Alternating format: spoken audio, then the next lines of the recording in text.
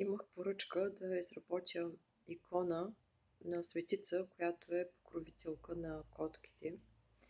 Честно казано, не знаех и аз, че съществува такава. Светица Гертруда е покровителка на пътешествениците, дома и котките.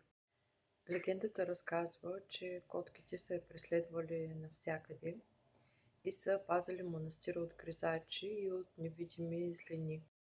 Православието е имало много добро отношение към котките.